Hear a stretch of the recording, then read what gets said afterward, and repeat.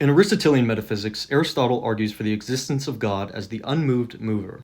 So what exactly does this mean? Well, he starts with a very simple observation, that being that things change. He uses the word kinesis, or motion, but what he really means is anything that changes from potential to actual.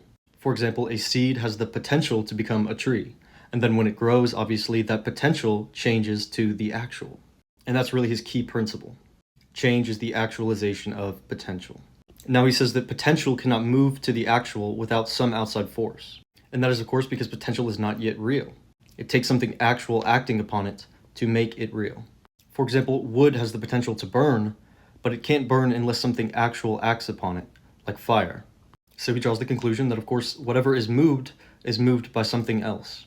And this creates a sort of chain-like effect where things are acting upon each other to release potential. You know, like a stick moves a stone, a hand moves the stick, a muscle moves the hand, and so on. And so for Aristotle, the key point here is that if there was no real first source of motion, then none of these actions would have occurred. There would be no movement at all, but yet motion clearly exists. So there must be a first mover.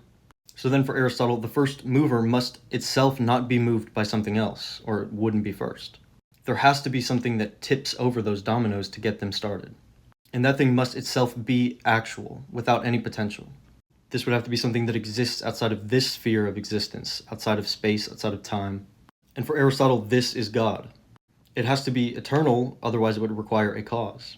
So to put it simply, change exists. Change requires something actual to release its potential. Nothing can actualize itself, and therefore change requires a chain of movers. This chain can, of course, not regress infinitely.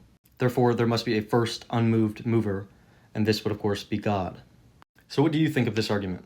It has been very influential with theologists. It was actually one of Aquinas' first proofs, and I'd like to hear your thoughts on it.